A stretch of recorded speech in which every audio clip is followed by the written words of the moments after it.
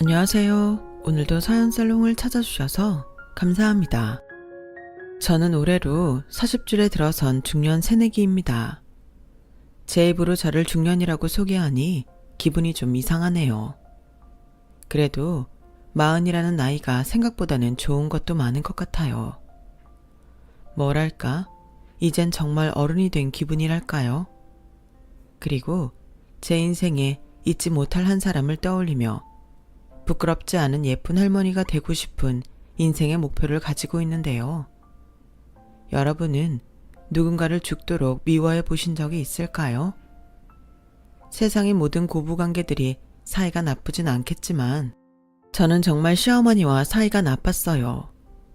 유치한 말이지만 시어머님이 먼저 저를 미워하고 동서와 차별하셨기에 저도 똑같이 시어머니를 미워했죠.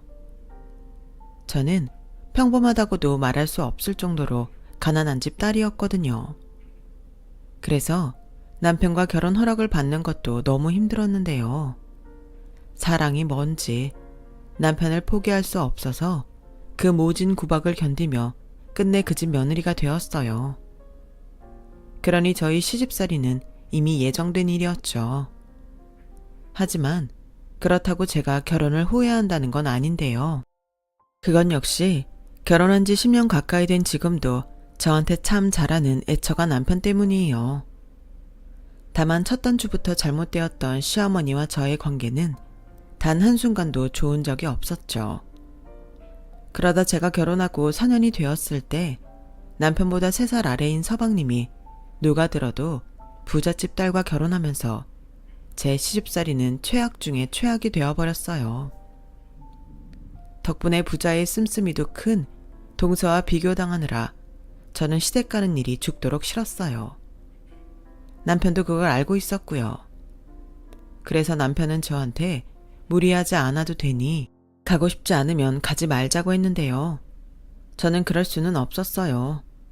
제가 어떻게 결혼을 했는데요.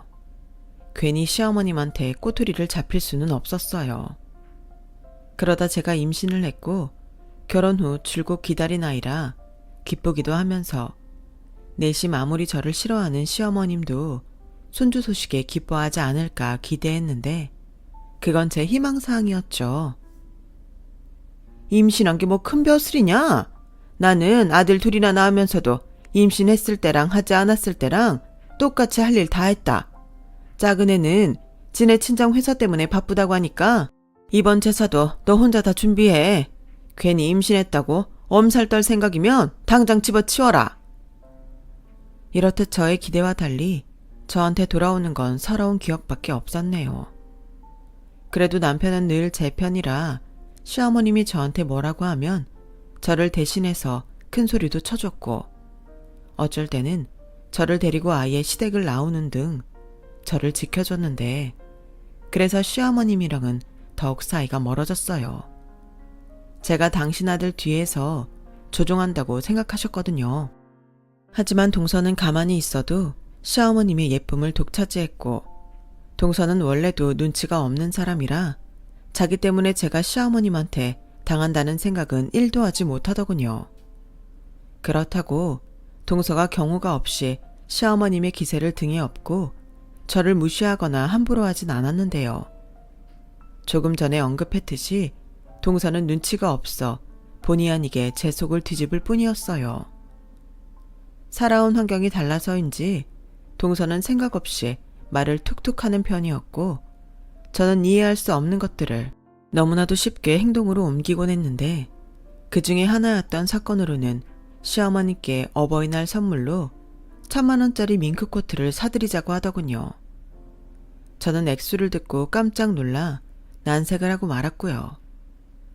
밍크코트? 게다가 1000만원?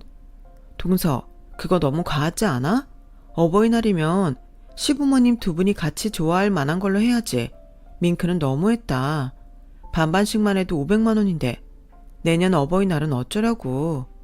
그러지 말고 내년에 어머님 환갑이니까 그때 하면 어때? 물론 가격대를 조금 낮춰서. 네? 밍크가 과해요? 원래 다들 그렇게 하는 거 아닌가?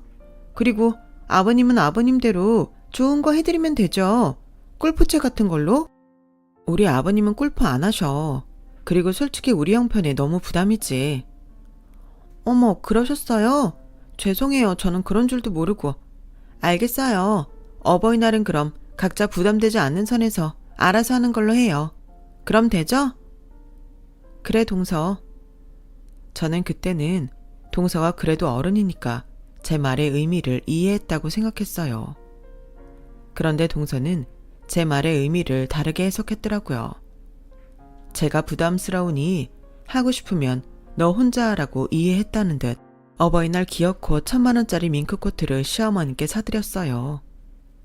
저는 봉투로 각각 시부모님께 20만원씩 현금으로 준비했는데 동서의 선물에 입이 찢어진 시어머님은 제가 드린 봉투를 받자마자 던져버리셨죠. 그때는 정말 마음 같아서는 도로 주워 가져오고 싶었는데 시아버님이 제가 기분이 상할까 얼른 봉투를 집어들고 시어머님께 타박을 하셨어요. 아니 이 사람아, 큰애 성의가 있는데 이걸 막 내던지면 어떡해? 사람이 그러면 안 되는 거야. 그 털옷이 뭐가 그렇게 좋다고? 또 큰 며느리만 싸고 들지. 아니 딱 봐도 봉투가 얇잖아요. 무슨 어린애 용돈 주는 것도 아니고 이거 봐요. 우리 둘째 며느리 통 큰 거. 자기도 롤렉스인지 시계 받아서 좋으면서 왜 나만 이상한 사람 만들어요? 사람이 솔직해야지. 나 이거 이번 겨울에 입고 나가서 친구들한테 자랑할 거야. 어때? 잘 어울리니? 이놈의 편내가 더워 죽겠는데 당장 벗어. 털옷을 입고 있으니까 아주 반달곰이 따로 없네. 아버님, 왜요? 어머님한테 딱인데? 어머님 엄청 잘 어울리세요. 최고, 최고. 그때는 동서가 일부러 저를 골탕이라도 먹이려고 한 행동인 줄 알고 기분이 상했어요. 그런데 동서가 저한테 슬쩍 오더니 형님이 부담스럽다고 하셔서 그냥 저 혼자 가서 샀어요. 제가 곰곰이 생각을 해봤는데 형님 입장에서는 많이 놀라셨을 것 같긴 하더라고요. 제가 생각이 짧았어요. 다음엔 선물은 그냥 제가 알아서 할게요. 그나저나 어머님은 왜 그러시지? 아무리 소액이라도 그러시면 안 되는 건데. 그렇죠, 형님? 라고 하는데 저걸 가서 따져야 하나 위로해줘서 고맙다고 해야 하나 참 헷갈리더군요. 하지만 확실한 건 동서는 아무것도 모르는 천진난만한 얼굴로 저한테 비곁을 먹인 것은 확실했어요. 그리고 다행히 그런 기분을 느낀 것은 저 혼자가 아니었는데 저희 남편 역시 시어머니의 태도에 기분이 상했는지 화를 내며 그러더군요. 엄마, 아무리 재수씨가 사준 선물이 좋아도 그렇지 지금 이게 뭐 하는 거야? 예슬이 엄마 기분은 생각 안 해? 야, 내가 그런 것까지 생각해야 하니? 나는 그렇다. 부모한테 얼만큼 베풀 수 있는가가 효심이야. 우리 둘째네는 이 밍크가 효심이고 니네는 꼴랑 그 봉투가 효심이지. 그럼 당연히 마음이 한쪽으로 기울지 않겠어? 엄마, 정말 이럴 거야? 알겠어. 그럼 우리는 효심이 그것밖에 되지 않으니까 그냥 도로 줘. 우리라도 잘 쓸 테니까. 어머, 줬다 뺏는 경우가 어디 있니? 그리고 그건 이미 네 아버지가 챙겼잖아. 됐고 네 처한테 가서 상이나 차리라고 해라. 배고프다. 왜 그걸 예슬이 엄마 혼자 시켜? 재수씨는. 아우, 넌 사내놈이 뭘 그렇게 따지니? 맏며느리가 시댁에 와서 일하는 건 당연한 거야. 그리고 네 처는 손이 야물어서 음식도 잘하고 주방 정리도 잘하잖아. 잘하는 거 시켜준다는데 뭐가 불만이야? 현준이 처는 생전 그런 거 안 해봐서 할 줄도 모른다고 하지 않니? 아주버님 죄송해요. 저희는 친정이나 저희 집에 일해주시는 이모님이 계셔서 음식은 제가 할 줄을 몰라요. 대신 저는 여기서 기쁨 조할게요. 아, 네, 그러시군요. 아주 팔자가 부럽습니다. 그럼 그렇게 돈도 많으시니까 그냥 저희 부모님 모시고 나가서 좋은 거 드세요. 저희는 그냥 갈 테니까. 어머, 그럴까요? 내가 왜 그 생각을 못했지? 어머님, 나가서 맛있는 거 드실래요? 저는 처음엔 동서를 좀 오해했어요. 솔직히 저만 이상하게 느낀 건 아니잖아요. 그런데 동서라는 사람을 겪어보니 어이없지만 악이라는 건 정말 1도 없는 사람이라는 걸 알겠더라고요. 하지만 그게 또 사람을 미치게 했어요. 차라리 아기를 갖고 나쁜 짓을 하는 거면 싸움이라도 할 텐데 이건 뭐 순수해도 너무 순수하니까 저만 이상한 사람이 되는 것 같았어요. 그렇다고 동서를 있는 그대로 다 받아주려니 그건 제가 도무지 감당이 되지 않더군요. 그래서 동서와는 종종 소통에 문제가 있었고 그런 동서와 시어머니 때문에 문제의 그날은 저희 부부만 열받고 친정으로 넘어갔어요. 그런데 저희 부부와 상의도 하지 않고 시댁은 2주에 한 번씩 격주 주말에 시댁에 모여 저녁 식사를 하는 모임을 만들었다며 통보했고 한 달에 무려 2번이나 시댁에 가서 시어머니께 차별을 당해야 한다고 생각하니 솔직히 내키지 않더군요. 그렇다고 싫다고 솔직하게 말할 수도 없는 노릇이었고 그때마다 못 갈 이유를 만들어내는 것도 곤욕이라 처음 몇 번의 모임에 참석했어요. 동서가 자기가 음식 전부 준비했다며 저한테 몸만 놔도 된다고 했는데 그것도 영 내키지 않았죠.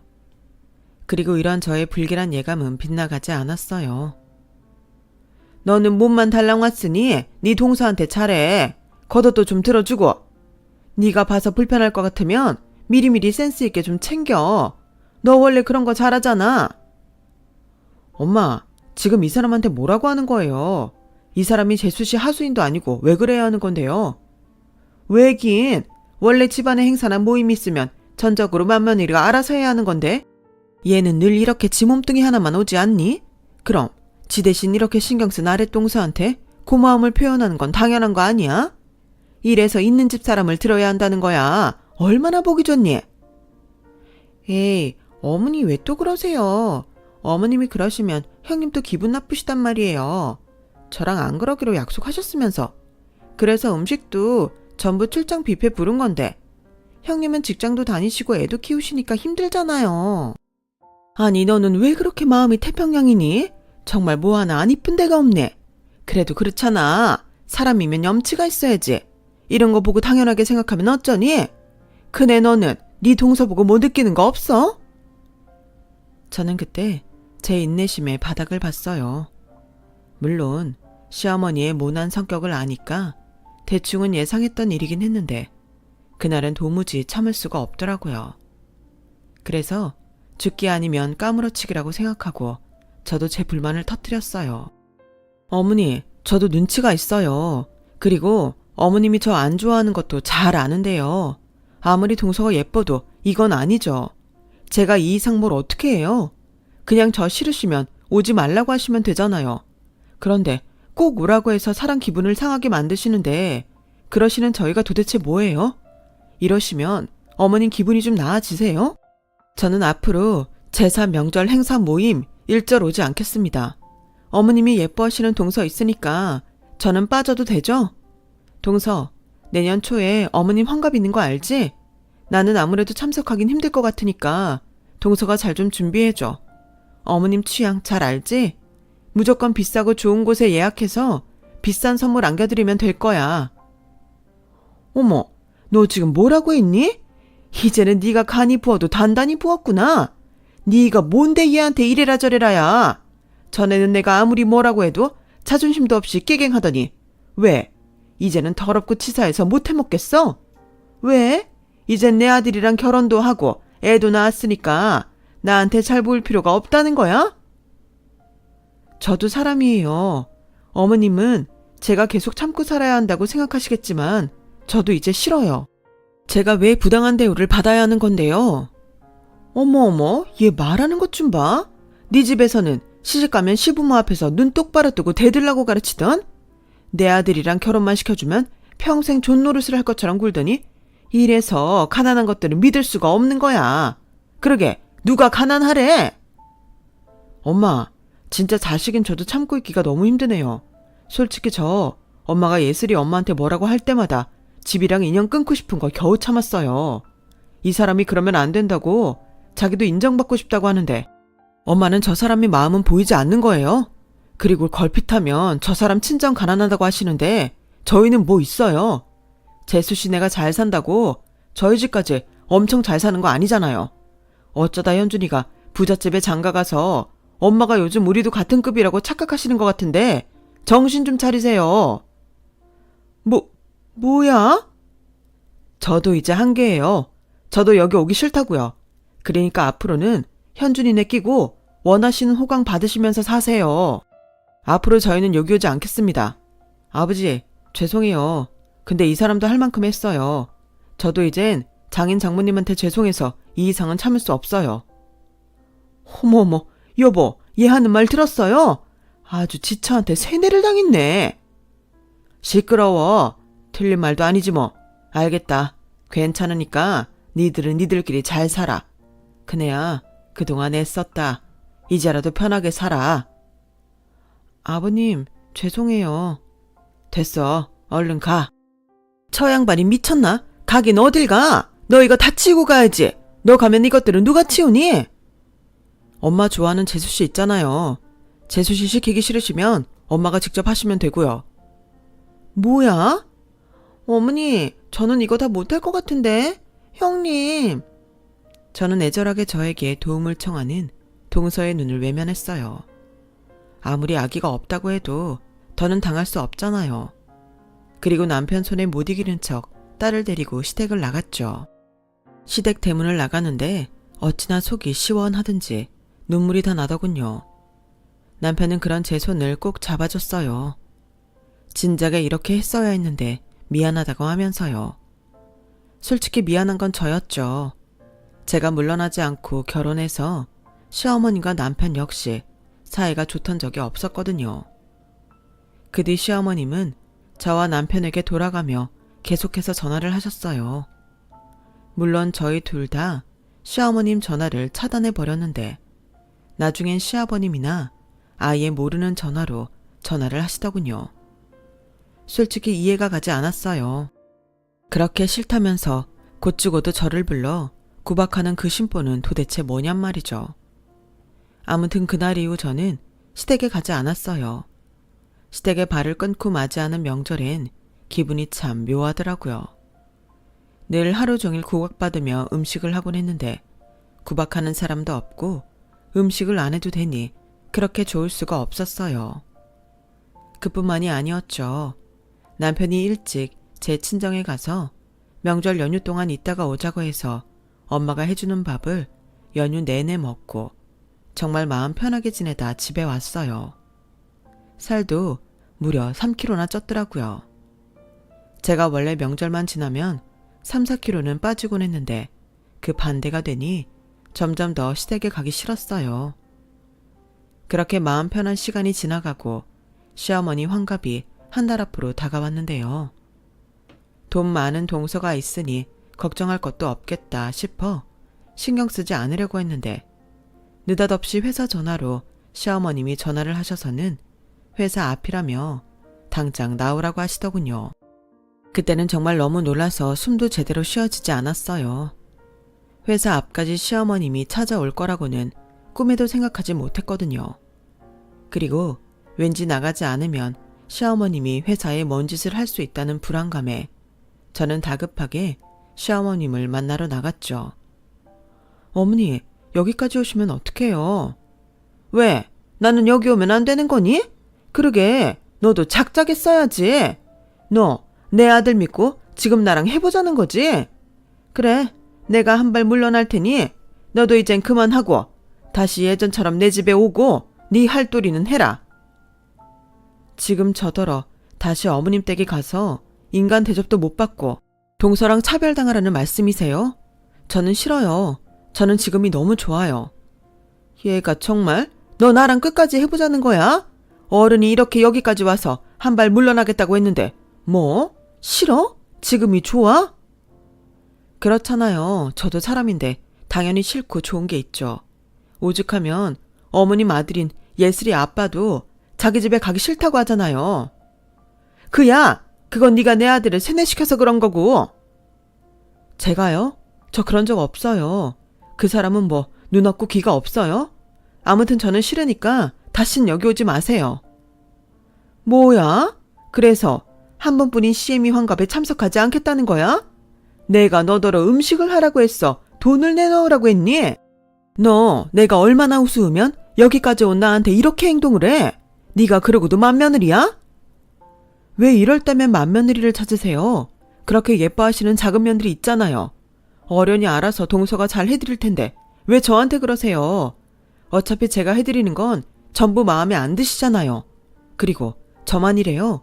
그이도 참석 안 한다고 하는데 왜 저한테 이러세요? 그야 네가 간다고 하면 내 아들이 안 오겠니? 막말로 내 아들이 오고 싶어도 네 눈치 보느라 올 수 있겠냐고. 왜 너 하나가 우리 집 분위기를 망치는 건데? 참할 필요 없고 나는 네가 오는 걸로 알고 있으며. 그러세요. 저는 안 갈 거니까. 어머님 말씀처럼 그이가 제 눈치 보느라 못 가는 거면 물어보고 그이는 가라고 할게요. 너 정말 끝까지? 시어머님은 제가 예전과 달리 완강하게 버티자 얼굴이 금방이라도 폭발할 것처럼 붉게 달아오르셨어요. 그리고는 저 하나 때문에 자식하고 연까지 끊어지게 생겼다며 남 보란 듯이 주저앉아 대성통곡하셨는데요. 저는 모르는 사람이라는 듯 뒤돌아 들어왔네요. 계속 있어봤자 창피하기만 하고 달라질 건 없었으니까요. 솔직히 남들은 그냥 식구들끼리 좋은 데에서 식사하는 정도로만 한다는 환갑을 시어머니는 큰 건수라도 되는 듯 잔뜩 기대하고 계셨어요. 여행, 가족사진, 외식 등 바라시는 것도 많으셔서 1년 전부터 스트레스가 이만저만이 아니었죠. 시아버님 환갑 때도 식사하고 1박 2일 가족여행을 다녀왔는데 주인공인 시아버님은 별 말씀이 없으셨지만 저만 시어머니 등살에 쉴 수가 없었어요. 그때는 그래도 동서가 시집 오기 전이라 그럭저럭 버티면서 넘어갔는데 지금 시어머니 환갑은 동서도 있고 또 당신이 주인공이라고 바라는 것도 많으니 저는 나중에 안 챙겨도 되니까 세상에 환갑이라는 게 사라졌으면 좋겠다고 바랄 정도였어요. 그런데 그런 저한테 남편이 중간에서 알아서 차단을 해주니 그렇게 고마울 수가 없었죠. 그래서 새삼 남편과 오랜만에 퇴근 후 외식이라도 하면 좋겠다는 마음에 친정엄마한테 딸의 어린이집 픽업을 부탁하고 퇴근 후 남편의 회사로 찾아갔는데요. 글쎄 시어머님이 남편 회사까지 찾아와 저보다 먼저 남편을 기다리고 있더군요. 그리고 곧이어 저랑 데이트할 생각에 신난 남편이 회사를 나왔는데 시어머님을 보고 깜짝 놀라며 주변을 살피는 모습이 보였어요. 사실 저는 시어머님이 저를 찾아왔었다는 말을 하지 않았거든요. 굳이 말해서 서로 불편할 필요가 없을 것 같아 말을 하지 않았는데 시어머님이 남편 회사에까지 찾아갈 거라고는 생각도 하지 못했어요. 그리고 일부러라고 말하긴 그렇지만 시어머님과 남편이 하는 대화를 듣게 됐는데 아니나 다를까 당신 환갑잔치 때문에 남편을 찾아간 거였고 그때 비로소 시어머님의 진짜 속내를 알 수 있었어요. 엄마가 여긴 왜 오셨어요? 왜 왔겠니? 몰라서 묻는 거야? 넌 네 엄마 환갑잔치가 코앞인데 어쩜 장남이 돼서 이럴 수 있니? 네가 그러니까 예슬이 엄마 그게 너 믿고 나한테 까불잖아. 예슬이 엄마가 언제요? 그 사람처럼 착하고 엄마 아버지한테 잘하려고 하는 사람이 어디 있어요? 그렇게 착한 사람 건드린 엄마 잘못이죠. 이게 정말? 몰라. 그래, 내가 잘못한 걸로 치자. 그럼 됐지? 그러니까 너 오늘 밤이라도 당장 네 처 설득해. 걔가 너 믿고 내 환갑잔치 안 온다고 하는데 네가 가자고 하라고. 힘든 일 아니잖아. 엄마, 나는 그럴 마음도 없지만 왜 그렇게 환갑잔치에 목을 매요? 그러게 진작에 그 사람한테 잘 좀 하지 왜 그러셨냐고요. 그런데 엄마 말대로 하면 뭐 그때는 별일 없을 것 같아요? 그때도 또 빈정상하는 일이 벌어질 텐데 뭐하러 그런 수고를 해요? 그냥 엄마 좋아하는 막내 아들이랑 막내 며느리한테 대접 받으시면 되잖아요. 이것들이 부부 아니랄까봐 둘이 똑같은 말만 하네? 왜? 걔가 내가 집 회사 찾아갔다고 벌써 고자질하던? 뭐라고요? 엄마, 여기 오기 전에 집사람 회사 가셨어요? 엄마 정말 왜 그러세요? 왜긴 내가 아쉬워서 그렇지. 누구든 허드렛 일 할 사람이 있어야 할 거 아니야. 그렇다고 내가 현준이 처를 막 부려먹을 수 있니? 그래도 네 처가 손도 빠르고 깔끔해서 부려먹기 딱 좋은데. 그거였어요. 그렇게 예슬이 엄마 환갑잔치에 부르고 싶은 이유가? 정말 실망이네요. 저 그냥 엄마랑 지금 이 순간부터 영 끊고 살게요. 뭐야? 지금 네가 널 낳아준 엄마한테 그게 할 소리야? 이럴 줄 알았으면 아까 낮에 그년 머리채라도 확 잡아채서 패대기를 칠걸. 알았다. 나도 너 같은 아들 필요 없다. 다시는 나한테 엄마라고 부르지 마. 배은망덕한 놈. 내가 지를 어떻게 키웠는데. 저는 시어머니 말에 손이 부들부들 떨렸어요. 그러니까 저를 부려먹을 생각에 이렇게 저와 남편을 찾아왔다는 거잖아요. 사람이 악해도 정도가 있지. 저는 그 순간부터 어떤 일이 있어도 시어머니께 예전처럼 잘하려 정성을 쏟는 일은 없다고 다짐했어요. 그리고 그날 마치 저는 남편한테 늦게 도착해 시어머님을 보지 못한 것처럼 연기를 했는데 남편도 굳이 시어머니 말을 하지 않더군요. 하지만 저희 부부는 서로 알고 있었어요. 얼굴에 말하지 못한 그늘이 똑같이 있었거든요.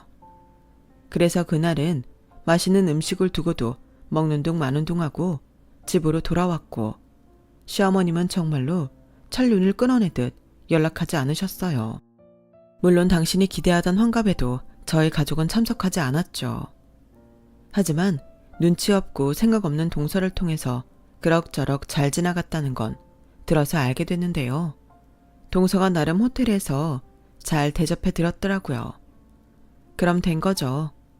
저는 앞으로도 계속 그렇게 동서가 기쁨조 역할을 하면서 저 대신 시부모님께 잘 하리라 믿어 의심치 않았어요. 시어머님의 환갑이 지나고 몇 달 뒤 뜻밖의 동서한테 연락이 왔어요. 거의 울먹이면서 전화가 왔는데 참 난감했어요. 형님, 있잖아요. 제가 너무 힘들어서 그런데 정말 이렇게 형님이랑 영 끊고 사실 생각이세요? 형님이 없으니까 제가 너무 중간에서 곤란해요. 왜? 동서가 곤란할 게 뭐 있어? 어머니 동서 좋아하잖아. 그건 그건데 요즘 자꾸 형님 생각나서 화딱지가 난다고 감정을 추스리지 못하시거든요. 꼭 무슨 분노 조절 장애가 있는 사람처럼 구셔서 제가 너무 무서워요. 그리고 곧 있으면 명절이잖아요. 지난 명절에도 형님 없어서 제가 얼마나 힘들었는지 아세요? 그래서 드리는 말인데 그냥 형님이 예전처럼 어머님께 숙이고 들어오시면 안 될까요? 형님만 눈 한번 딱 감으시면 온 가족이 평화롭잖아요. 동서 말이 좀 이상하다. 동서가 아무리 생각 없이 말을 해도 그렇지. 내 입장에서는 기분이 나쁘지. 중간에서 동서가 힘든 건 잘 알겠는데 그렇다고 내가 다시 예전처럼 시댁에 가서 구박받고 차별받는 일은 하지 않을 거야. 나는 이번에 굽히고 들어가면 그동안의 수모보다 더한 수모를 당해야 해. 하지만 동서는 아니잖아. 내가 없다고 나 대신 동서가 허드렛 일 다 하고 구박받진 않을 텐데. 나한테 이런저런 한다는 자체가 나는 좀 기분이 나쁘네. 동서도 다 봤잖아. 그동안 내가 얼마나 모진 수모를 당했는지. 그걸 동서 때문에 다시 하라고? 나는 싫어. 동서도 싫으면 그냥 시어머니께 싫다고 해. 동서한테는 뭐라고 하지 못하실 거야. 동서는 매정한 제 말이 서운했는지 어떤 대꾸도 하지 않았어요. 그리고 이내 저한테 울먹이며 전화를 끊었는데요. 나중에 문자로 왜 자기가 저와 어머님 사이에서 이런 곤란한 상황을 겪어야 하는지 모르겠다며 가운데서 너무 힘들다고 하더군요. 저는 답장하지 않았어요. 결국 동서도 이기적인 건 마찬가지였으니까요. 그리고 남편한테 동서가 전화했다는 사실을 말했는데요. 남편이 저한테 잘했다며 다음에 또 그런 전화가 오면 그때는 번호도 차단해버리라고 하더군요. 그렇게 저희는 시댁 식구들한테 천하의 나쁜 연놈이 되었지만 비로소 해방감을 느끼고 딸아이와 행복한 시간을 보냈어요. 예전엔 딸아이도 이상하게 자꾸만 눈치를 보는 것 같아 속상했는데 그럴 일도 없어서 너무 좋더라고요. 하지만 그런 행복한 시간도 아주 길지는 않았는데요. 시댁과 연을 끊고 산 지 2년이 되었을까? 가끔 안부 전화 정도 드리던 시아버님께서 심각한 목소리로 전화를 하셨어요. 그리고는 저희 집에 와서 하실 말씀이 있다고 하셨는데 그때는 좀 긴장이 되더라고요. 워낙 그런 말씀을 하지 않는 시아버님이라 더 그랬던 것 같아요. 큰애야, 갑자기 연락해서 많이 놀랐지? 다른 게 아니라 집안에 큰일이 터져서 너한테 연락을 했어. 네 시어머니가 글쎄 위암이란다. 워낙에 엄살이 심해서 대수롭지 않게 생각했는데 벌써 손도 써볼 수 없도록 전이가 됐다고 하고 병원에서는 수술을 해도 암세포를 완벽하게 제거할 수 없다고 하는구나. 그리고 무엇보다 전이 된 속도가 다른 일반 사람들보다 빨라서 나한테 마음의 준비를 하라고 하는데 니들 생각이 나서 말이야. 네 마음 모르는 건 아니지만 네 시어머니 언제 세상 떠날지 모르는데 이제 그만 마음 풀고 병원에 한번 와주면 안 되겠니? 그래도 부모고 자식인데 언제 마지막이 될지 모른다고 하니 내가 마음이 안 좋아서. 네 시어머니도 아프고 나서는 사람이 많이 약해졌어. 아마 먼저 때처럼 너한테 상처 주거나 난리칠 기력은 없을 게다. 저는 시아버님의 소식에 깜짝 놀랐어요. 아무리 미워하는 시어머니라도 그렇게 정정하신 분이 그런 큰 병에 덜컥 걸렸을 거라고는 생각도 하지 못했거든요. 그리고 그 순간은 제 감정보다도 자식된 도리를 먼저 생각하게 되었고 남편에게 말해서 저희는 시어머님이 입원하셨다는 병원에 가게 되었어요. 남편은 별다른 말은 하지 않았지만 많이 놀란 듯 보였고 괜히 저 때문에 이 모든 일이 일어난 것만 같아서 마음이 무거웠는데요. 막상 환자복을 입고 병실 침대에 누워있는 시어머니를 보니 제가 당한 수모보다도 죄송한 마음이 들었어요. 하지만 그런 마음도 잠시, 분명 기운 없이 축 처진 모습으로 계시던 시어머님은 저를 보자마자 도끼 눈을 뜨시고는 난리를 치기 시작하셨고 저한테 삿대질을 하며 당장 나가라고 소리를 지르시는데 저도 그때는 당황스럽더라고요. 여기가 어디라고 네가 감히 내 앞에 면상을 들이밀어. 왜? 나 죽을 병에 걸렸다고 하니까 확인하려고 왔냐? 이게 다 재수없는 너 때문이야. 너 같은 거 목에 칼이 들어와도 내 집에 못 들어오게 했어야 했는데 너 때문에 내가 몹쓸병에 걸려 죽게 생겼다고. 당장 나가! 나가! 분명 시어머님은 이 모든 불행이 저 때문에 생긴 일이라고 생각하시는 듯 저를 원망하고 계신 듯 했어요. 그렇게 예뻐하던 동서는 병원은 무섭다며 거의 발길을 끄는 듯 했고 서방님만 왔다 갔다 하는 것 같았는데요. 그것도 형식적일 뿐 시어머니 상태만 확인하고는 돌아갔다고 하더군요. 이 사람아, 내가 오라고 했어. 자네 그러다 애들 얼굴 영영 못 보면 어쩌려고 그래. 괜히 후회하지 말고 이제라도 좋게 풀어. 이럴 때일수록 마음을 곧게 먹어야지. 뭐예요? 당신 지금 나 죽는 거 대비하는 거예요? 뭐예요?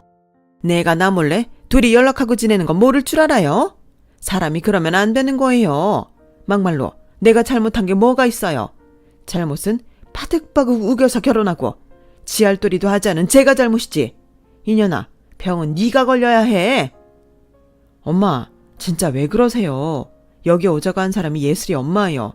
엄마 끝까지 이 사람한테 이러시는 이유가 뭐예요? 그렇게 이 사람이 싫으세요? 그래, 싫다. 나는 쟤가 너무 싫어. 쟤만 싫은 줄 아니? 쟤가 낳은 새끼도 싫다. 너 지금이라도 당장 이혼해. 네가 이혼해야 내가 살아. 쟤만 없어지면 내가 살 것 같다. 너 내가 낳은 내 아들이잖아. 엄마, 정말 끝까지 알겠어요. 그럼 지금처럼 저 같은 자식은 없다고 생각하세요. 이 사람 때문에 엄마가 병에 걸린 거라고요? 아니요. 엄마가 평소에 악독한 마음만 품고 계시니까 그게 엄마를 병들게 한 거예요. 그동안 이 사람이 얼마나 노력했어요. 그건 우리 집 식구라면 다 아는 일이잖아요. 그런데 엄마만 모르죠. 듣자 하니 병원에서 엄마가 가망 없다고 했다는데 제가 괜히 왔어요. 그냥 장례 치를 때나 올걸. 뭐야? 지금 그게 엄마한테 할 소리야? 왜요? 엄마도 막말하시는데 저는 못해요. 저 갈게요. 얼마 남지 않은 시간 잘 보내시고 그렇게 가세요. 남편은 괜히 왔다며 저에게 병실을 나가자고 했어요. 그런데 갑자기 침대에서 벌떡 일어난 시어머니는 저를 향해 무섭게 다가오셨고 제 머리채를 잡고 저를 이리저리 휘두르시는데 그 힘이 얼마나 세던지 제가 정신을 차릴 수가 없을 정도였어요. 결국 남편과 시아버님까지 합세해 시어머니를 말렸고 저는 만신창이가 되고 말았는데 저도 너무 억울했어요. 제가 도대체 뭘 얼마나 잘못했다고 저러시나. 너무 서러워서 주저앉아서 펑펑 울어버렸죠. 그런데 시어머니는 그런 저를 보시며 악담을 멈추지 않으셨는데요. 뭘 잘했다고 네가 울어? 여기서 울고 싶은 건 나야. 내가 왜 너 깎아 때문에 죽어야 하는 건데? 죽어야 할 사람은 너야. 저는 그때 사람이 미쳤다는 게 저런 거구나 하고 느꼈어요. 그리고 더는 그 모습을 지켜볼 수 없었던 시아버님은 시어머님을 잡고 흔드셨는데요. 제발 그만 좀 해, 이 사람아. 당신이 그러고도 어른이고 애미야. 사람이 죽을 날 받아놨으면 심보를 좋게 먹어야지. 그렇게 독만 품고 눈 감으면 당신 속이 시원하겠어. 그리고 당신 병 걸린 게 왜 얘 때문이야? 말은 바로 해. 그동안 당신이 그렇게 악독하게 얘를 괴롭히니까 하늘에서 천벌을 내린 거라고. 당신이 죽어도 어느 자식이 당신을 보겠다고 가겠냐고. 죽어서도 외롭고 싶은 거야. 저는 결혼하고 시아버님이 그렇게 목소리를 높이시는 것을 그날 처음 봤어요. 그리고 당신 남편의 모습이 충격이었는지 시어머님은 분노에 양손을 부들부들 떨면서도 아무 소리하지 못하셨는데요. 그때 아무도 예상하지 못한 충격적인 상황이 일어났어요. 어른들의 큰 소리에 놀란 5살 제 딸아이가 자기 숨는다고 그만 동서가 사준 1,000만 원짜리 시어머님의 밍크코트를 뒤집어 쓰고 바닥에 웅크리고 있었는데 그걸 시어머님이 보시고는 정신줄을 놓으시고 마셨던 거예요. 이 상놈의 기집애, 이게 얼마짜리 밍크인 줄 알아? 시어머니는 아픈 사람이라고는 믿을 수 없을 정도로 제 딸에게 다가가 당신의 밍크코트를 휙 걷어냈고 웅크리고 있던 제 딸의 머리를 세차게 치셨어요. 그래도 당신 촌녀인데 그 모습에 다른 사람들도 지나가다 보고는 경악을 금치 못했죠. 그리고 화가 머리 꼭대기까지 난 저와 남편은 이를 도저히 넘어갈 수 없었는데요. 저는 얼른 딸아이를 안아서 병실을 나왔고 제 등 뒤로 옷이 찢어지는 소리가 들렸어요. 네, 저희 남편이 있는 힘껏 그 밍크코트를 찢어버린 거예요. 자기도 얼마나 화가 났으면 어지간해서는 사람 손으로 찢어질 리가 없을 그 옷이 찢어졌는데 그 순간 시어머니의 목소리도 찢어지도록 울렸죠.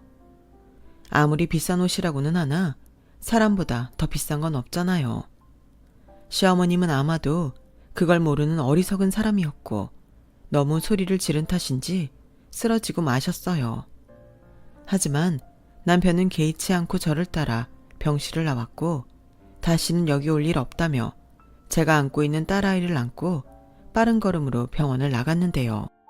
그 뒤 저희는 시어머님에 대한 그 어떤 말도 나누지 않았어요. 저희도 한동안 그 일로 정신적으로도 많이 힘들었거든요. 그리고 시아버님도 충격이 크셨는지 일체 전화도 하지 않으셨고 그때 유일하게 전화를 하던 사람은 눈치 없는 동서뿐이었죠. 동서는 서방님한테 들은 시어머님의 상태를 저한테 전하며 시어머님이 곧 돌아가실 것 같다며 징징거렸는데 가만히 들어보니까 제가 장례식에 오지 않아 자기 혼자 장례식 일 처리를 다 해야 할까봐 그게 걱정인 것 같았어요. 형님, 저도 들어서 잘 알고 있지만 그래도 형님이랑 아주버님이 집안에 맞으니까 장례식 때는 오실 거죠? 저 이런 거 한 번도 해본 적 없는데 들어보니까 3일 동안 꼼짝도 못하는 거라면서요. 동서, 어차피 동서는 돈도 많은데 뭐가 걱정이야? 요즘 상조회사가 다 알아서 해주는데. 저도 그런 줄 알았는데 그런 것도 아니더라고요. 좌우간 할 일이 엄청 많던데. 형님, 오실 거죠? 저 형님 없으면 안 돼요. 동서, 내가 진짜 어지간하면 이런 말 안 하려고 했는데 동서가 그렇게 자기 편한 대로 살면 안 돼. 그리고 내가 동서 못하는 거 대신해주는 사람이야? 말을 해도. 죄송해요. 제가 또 눈치가 없었어요. 그런데요, 저는 평생을 이렇게 살았는데 하루아침에 못 고치잖아요. 그래도 고쳐. 나는 가끔 시어머님보다도 동서가 약올라. 나랑 싸우고 사이 나빠지고 싶은 거 아니지? 그럼요. 저는 아니에요. 저는 오히려 그 반대인걸요. 저는 그때 참 동서가 어이도 없고 한심했어요. 그래도 자기도 어른이고 한 집안의 며느리인데 그럴 것도 아니었음 왜 결혼 같은 걸 했는지 제 입장에서는 이해할 수가 없더라고요. 하지만 그때 제 머릿속에 번쩍하고 한 가지 생각이 떠올랐고 저는 동서한테 장례식 준비는 제가 알아서 할 거니까 아무 걱정하지 말라고 했네요. 저도 그동안 받은 게 있는데 이대로 시어머님을 보내드리고 싶지 않았어요. 제가 받은 것 그 이상으로 돌려드리고 싶었죠. 그래서 환갑도 못 챙겨드린 그 마음을 담아 시어머니 장례식 준비를 했고 그러기를 며칠 뒤 시아버님께 연락이 왔어요. 나다, 잘 지내니? 그때 그 일로 우리 예슬이가 많이 놀랐을 것 같아서 마음이 쓰이는구나. 내가 괜히 오라고 해서 니들한테 그런 일이나 겪게 했어. 미안하다. 또 그러신다. 저희는 괜찮아요. 예슬이도 그때는 좀 많이 놀랐는데 상담 치료도 받고 저랑 그이도 예슬이한테 최대한 잘 설명하고 있으니 아버님은 걱정하지 않으셔도 돼요. 그런데 전화하신 이유가 그게 다세요? 그게 말이지. 그래도 너한테 알리기는 해야 할 것 같아서. 네 시어머니 퇴원했다. 병원에서도 진통제 주는 것 외에는 해줄 수 있는 게 없다고 하고 저 사람도 집에 가고 싶다고 해서 집으로 가려고. 아, 그런데 아버님 혼자 괜찮으시겠어요? 답답은 해도 병원이 편하실 텐데. 작은 애가 간병인 붙여준대. 이럴 때는 네 시어머니가 돈덩거린 보람이 있긴 하더라. 근데 내가 전화를 한 이유는 사실 그것 때문만은 아니야. 시아버님은 조금 뜸을 들이는 것 같더니 시어머니가 자기가 죽고 난 뒤 당신 소유의 개인 유산을 장남인 저희 남편이 받게 될까 두려워하며 법적으로 저희 부부가 한 푼도 받지 못하게 처리를 해달라고 시아버님을 들들 볶는다고 하셨어요. 그래서 그저 형식일 뿐이니 도장만 찍어달라고 부탁을 하셨는데요. 내가 정말 너한테 미안하다. 근데 이놈의 여편네가 계속 사람을 못 살게 구니까 나도 너무 힘들어. 그래서 그냥 도장만 찍어줘라.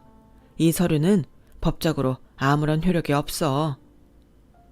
아버님, 걱정하지 마세요. 도장 찍어드릴게요. 그리고 이번 주 금요일에 저 혼자 집에 갈 테니까 그때 서류 주세요. 고맙다. 그리고 너한테는 특히 미안해. 너같이 착한 애도 없는데. 그런 말씀 마세요. 그럼 금요일에 갈게요. 저는 전화를 끊고 회심의 미소를 지었어요. 지금 생각하면 저도 그때는 누굴 탓할 수 없을 정도로 제 안에 도끼만 가득했던 것 같은데요. 제 머릿속은 오로지 한 가지 생각밖에는 없었어요. 그래서 나름 남편 몰래 이것저것 준비를 했고 문제의 금요일이 되었죠. 저는 회사에 휴가까지 내고 시댁을 갔고 그새 뼈만 남고 앙상해진 시어머니는 이제는 정말 저한테 달려들 기력이 없으신지 눈만 매섭게 저를 노려보고 있더군요. 어머님, 저 왔어요. 그렇게 어머님 개인 유산 저희가 받을까봐 걱정이 많으시다면서요. 제가 그 걱정 덜어드리려고 왔으니까 그렇게 무섭게 보지 마세요. 그리고 제가 몇 가지 준비한 선물이 있는데 힘드시겠지만 좀 봐주시고요. 네가 준다는 선물? 지나가는 개가 없겠다. 됐다. 네 가게 준비한 선물 하나도 고맙지 않아. 됐으니까 네 시아버지가 준비한 서류에 도장 찍고 내 집에서 썩 꺼져. 에이, 그러지 마시고요. 준비한 사람 성의가 있는데 이것 좀 봐주세요. 그래도 이왕이면 마음에 드는 걸로 해드리고 싶은 제 작은 마음이에요. 저는 제 가방에서 태블릿 PC를 꺼내 시어머니 앞에 내밀었어요. 그리고 아주 친절한 목소리로 시어머님께 설명을 해드렸는데요. 시어머님은 제 태블릿 PC 속 당신 사진들을 보며 경악을 금치 못하셨어요. 어머님, 영정사진으로 좀 골라주세요. 제가 사진 2개 중에 도저히 고를 수가 없어서요. 이건 평상시 어머님 모습이 찍힌 사진으로 만든 거라 표정이 뚱하신데 가장 어머님다운 사진이고, 그리고 이건 어머님이 저를 볼 때 눈이 옆으로 쭉 찢어져서 귀신처럼 보이는 걸로 만들었는데 저는 개인적으로 이 사진이 가장 익숙해서요. 어머님은 영정사진으로 어떤 게 좋으세요? 야, 너 지금 이딴 장난이나 하려고 여기까지 왔어? 누가 너더러 내 영정사진 만들어 달래? 그리고 지금 나한테 영정사진을 골라보라는 거야? 너 지금 나 놀리냐? 나 살 날 얼마 남지 않았다고 복수하는 거냐고? 아, 모르셨구나. 어머님 장례식 준비 제가 하기로 했어요. 어머님이 그러셨잖아요. 제가 허드렛 일은 참 잘한다고. 그래서 잘하는 걸로 어머님 마지막 가시는 길 편하게 보내드리려고 하는 건데 복수라니 정말 서운해요. 네가 아주 신이 났구나. 누구 맘대로 네 까까한테 내 장례식을 맡겨. 그야 어차피 어머님은 어머님 장례식 못 보잖아요. 제가 맏며느리인데 제가 해야죠. 아, 스위드 골라야 하는데 어머님은 어떤 게 좋으세요? 평상시 까끌까끌한 거 싫어하시는데 어머님은 그냥 아무것도 입지 말고 천으로 둘둘 말까요? 야! 시어머니는 더는 듣기 싫었는지 버럭 화를 내시며 제 태블릿 PC를 집어 던지셨어요. 그리고 일어날 힘이 없으셔서 바닥을 기시며 저한테 오셨는데요. 저는 바닥에 떨어진 태블릿 PC를 집어들고 태연하게 멀어지면서 시어머니께 이렇게 말했어요. 어머, 어머니, 이게 얼마짜린 줄 아시고, 그리고 왜 화를 내세요? 이 영정사진 전부 업계에서는 나름 제일 비싼 곳에서 맡겨서 진행하는 거예요. 어머니 원래 비싼 거 좋아하시잖아요. 제가 큰맘 먹고 도리 챙기고 있는 건데 정말 서운해요. 뭐 어차피 장례식 때는 어떻게 지내도 어머님은 모르실 테니까 제가 알아서 준비할게요. 그리고 오늘 도장 찍기로 한 서류는 찍지 않을래요. 생각이 바뀌었거든요. 그럼 저는 이만 가볼게요.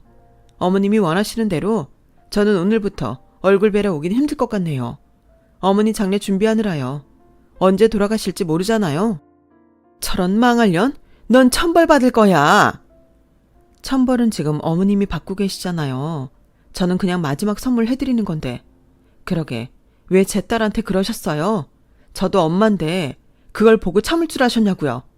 그럼 부디 편히 떠나세요. 남겨진 가족이랑 유산은 제가 알아서 잘할 테니 걱정하지 마시고요. 시어머니는 기어코 자리에서 일어나시려고 용을 쓰셨어요. 그리고 일어나지 못하고 그 자리에 주저앉고는 바닥을 치며 분노하셨고 며칠 뒤 보름도 되지 않아 시어머니는 영영 눈을 뜨지 못하셨어요. 그리고 저는 제가 준비한 대로 시어머님의 장례를 진행했어요. 빈소에는 제가 시어머니한테 보여드린 사진이 아닌 곱게 웃고 계신 사진으로 올려드렸고요. 아무리 제 안에 미움이 크다고 해도 고인의 마지막 길을 욕볼 수는 없으니까요. 스웨이드 최대한 좋은 걸로 해드렸는데 시어머님은 제가 준비한 진짜 선물이 마음에 드셨을지는 모르겠네요. 한순간도 좋은 말을 들었던 적이 없었기에 애증인지 뭔지 저는 한 번도 본 적 없는 자상한 시어머니 영정사진 앞에서 내내 눈물이 났어요. 동서는 저한테 왜 우냐며 오히려 시원하지 않냐고 물었지만 저도 그런 감정은 처음이라 뭐라고 설명할 수가 없더군요. 그리고 시어머님은 화장을 하기로 했기에 한 줌에 제가 되셨는데 시아버님은 납골당이 아닌 그냥 바닥에 뿌리는 걸로 하고 싶다고 하셨어요. 어차피 사람은 죽으면 끝이다. 죽어서도 재산이 뭐니 하면서 챙길 필요 없다. 나 역시도 똑같이 그렇게 보내주렴. 살아서 그렇게 자식 힘들게 했는데 죽어서는 그러고 싶지 않다. 분명 네 엄마는 나랑 생각이 달랐겠지만 뭐가 이쁘다고 그 뜻을 들어주겠니?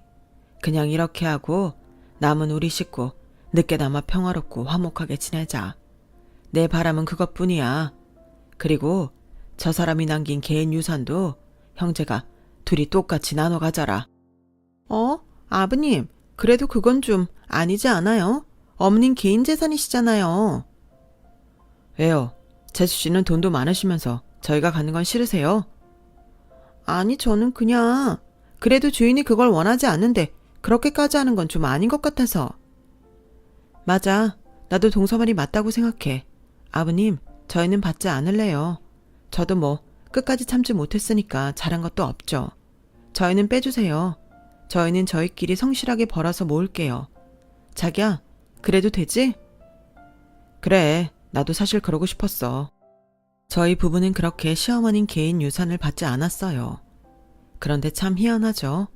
시어머님의 개인 유산을 모두 챙긴 서방님네는 갑자기 처가가 어려워지기 시작하더니 나중엔 살던 집도 처가에 뺏기고 시아버님이 계신 시댁에 들어가야 할 만큼 어려워졌고 저희는 반대로 바라던 청약에 당첨되어 내 집 장만의 꿈을 이루게 되었어요.